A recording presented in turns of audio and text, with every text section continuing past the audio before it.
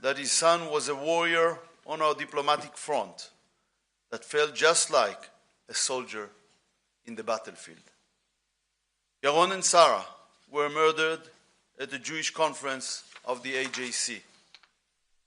This is the direct result of toxic, anti-Semitic incitement against Israel and Jews around the world that has been going on since the October 7th massacre. Recently, we have witnessed an unprecedented wave of terror attacks and attempts against Israeli missions around the world, with an emphasis on Europe. Israeli missions and representatives around the world are targets of anti-Semitic terrorism that has crossed all red lines. I spoke about this recently on our Remembrance Day at the ceremony for fallen Foreign Service members. I have been worried for the past few months that something like this would happen. And it did. And the list of fallen Foreign Service members has grown today. The Foreign Ministry in Jerusalem and Israeli missions around the world will lower our flags to half-mast following the murder of our workers. My heart today is also with the employees of the Foreign Ministry. They are struggling daily with difficult conditions on the diplomatic front. I am proud to lead these devoted people. They serve the country, are identified with the country, symbolize the country. They are subjected to harsh and poisonous attacks and wars. Today, 2 of them were shot by a terrorist. There is a direct line connecting anti-Semitic and anti-Israeli incitement to this murder. This incitement is also done by leaders and officials of many countries and international organizations, especially from Europe. The words are the modern blood libels. These libels about genocide, crimes against humanity, and murdering babies paved the way exactly for such murders. The global atmosphere has engaged Israeli and Jewish blood, has endangered Israeli and Jewish blood. This is what happens when leaders in the world surrender to the Palestinian terrorist propaganda and serve it. The statements and attacks blame Israel instead of Hamas. Hamas started the war on October 7th, is solely responsible for the war's continuation, and is solely responsible for the suffering of Israelis and Palestinians alike. I say today to these leaders and officials, stop your incitement against Israel. Stop your false accusations. Strengthen Israel in its historic battle against excess of evil in the Middle East. I spoke several times this morning with our ambassador to the United States, Dr. Yehiel Leiter. I thank him for how he represents us in the United States. I thank him also today for the way he is supporting the embassy employee in these moments. I also spoke with our dear friend, the U.S. Ambassador to Israel, Mike Huckabee. Ambassador Huckabee updated me on the intensive investigations underway by several government agencies into this act of terrorism.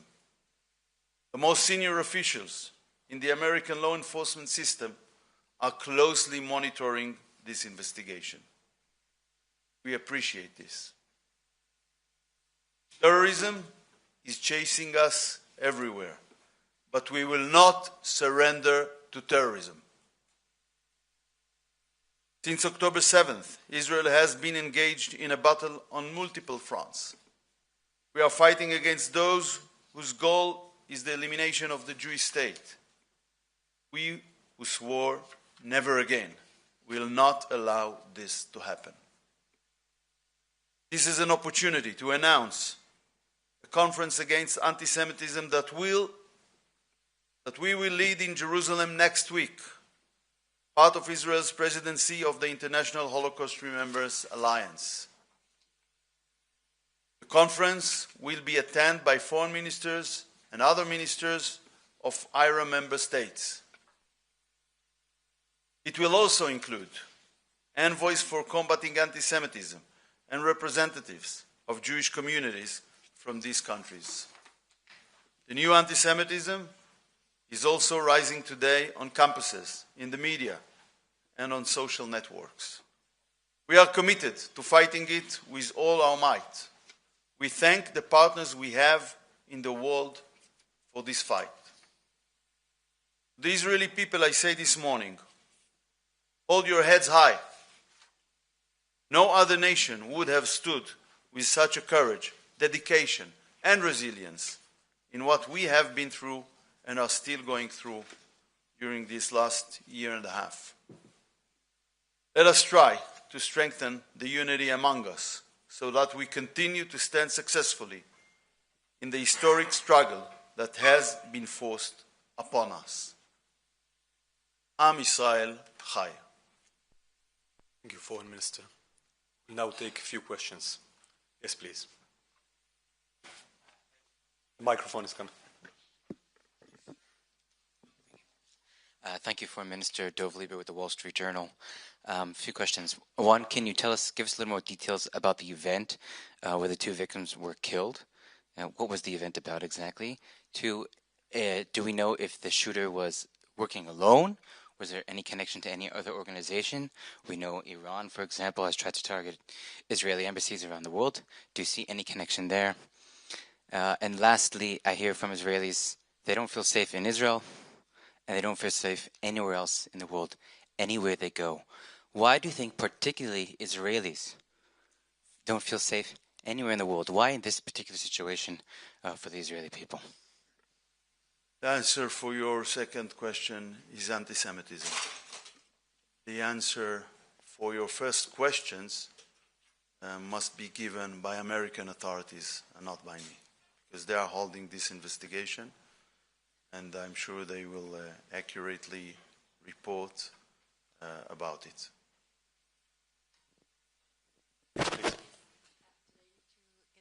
Thank you. Clémence Dibou for BFM TV, French TV. The French government, the British government, the Canadian government, they denounced, I quote, scandalous politics about Israel. Is that something that could lead to this kind of violent action?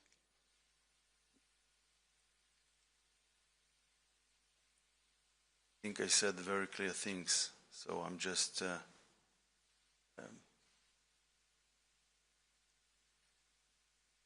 I can't repeat things I said in Hebrew and English as like, but you are but you didn't invited. You are invited to rewind.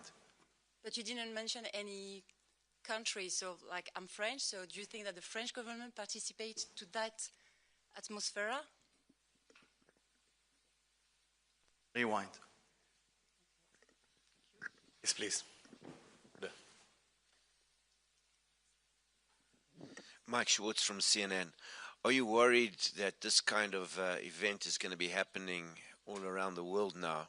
That we've gone over, that a red line has been crossed? First of all, I'm very worried. And I want to tell you that during the last months and weeks, we had a couple of incidents in several embassies. Some of them even was not reported, mainly in Europe. And of course, and I've said 3 weeks ago, in our Memorial Day, that we will have challenging days, and I refer to this issue exactly in the continuation of the current wave of anti-Semitism will continue to expose Jews around the world, Israelis around the world, and mainly representatives of Israel around the world to terror actions. So the answer is I'm very worried. James, please. Thanks. James Shuttleton, the FT. Do you have any figures on how many attacks on embassies or embassy staff there have been since October the 7th or for this year? I'm sure that the spokesperson can collect the data Sure. and deliver it to the and journalists, but I'm saying there is no 1 week without a terror attacks or attempts to terror attacks around the world, and usually more than one. And the second question is, can you give details of the roles that the two victims had at the embassy? עדים שלהם בשגרירות. יוסי, אתה רוצה להתייחס? בבקשה, תקום תגיד. Mission organizer. Can you say which ones? Which is which? Yeah. The guy is a research assistant with the political department at the embassy, and the second one, the lady, she was organizing missions and visits to Israel. So there, two of them are staff members. Yeah, of course. Yes, please. The microphone is making its way. Thank you very much. I mean, so neither of them were kind of accredited diplomats in the... Is it And Israeli local stuff.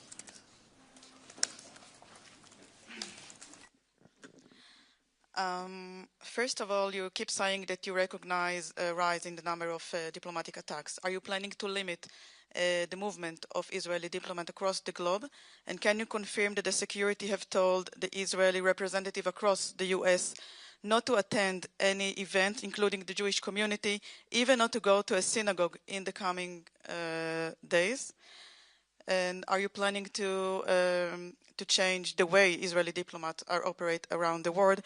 And I do want to ask you, you keep saying for world's leader, stop the incitement. But when they're saying Israel, mainly after the Prime Minister's press conference yesterday, Israel is offering the same, more destruction, more death. What do you tell them?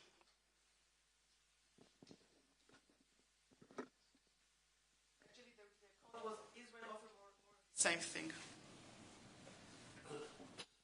Not offer. I don't think it will be constructive to repeat here on anti-Semitic libels. That's for your second question. With regard to the first one, I'm keeping the instructions on security instructions for those who are responsible for that, usually and specifically for now, and that is something that monitored all the time. And when there are needs for different or new instructions, it is given. By the way, it's not my decisions, it's decisions of those who are responsible for the security. Okay. We are moving on. Last question. Yes, please. פעם שנייה? סיבוב שני? No. Follow up. James Mackenzie from Reuters. Could you just tell us whether, it's a very, tense climate internationally over lots of issues, the Gaza war, anti-Semitic attacks and so on. Can you say whether there is any sort of concrete contact with countries, in Europe, say, about, between Israeli authorities and European authorities about what can be done in response to these kind of incidents, beyond the sort of political atmosphere there is?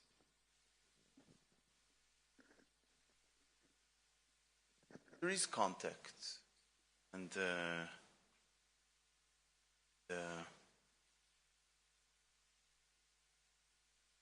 and I can say that there is a concern in European countries and for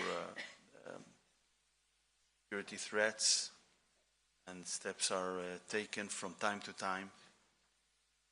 But what is lack, I feel, is the connection between the atmosphere created in specific words and this kind of wave of anti-Semitism we are facing. And again, I want to mention, war is something very tough, very bad. Images from war, as far as I know, are never pleasant. But the question is, who is responsible for this war? Who initiated this war? Who is responsible for the continuation of this war? Who is causing the suffering also of the Palestinians? And the answer is on the images that are rarely being seen on Western screens, including during the last days, of brave demonstrators in Gaza that go to the street, risking themselves, shouting, "Hamas out, bring them back their hostages because we want to finish the war." But this is ignored. So who is responsible for this war? Who is more of the same, Lady Channel 12. More of the same is something that the terrorists offers for their people and for us. For us, elimination. For the people, continuation of suffering. This is the more of the same we are looking at. סיימנו? אוקיי. תודה רבה Thank לכם. you. תודה שבאתם. Thank you.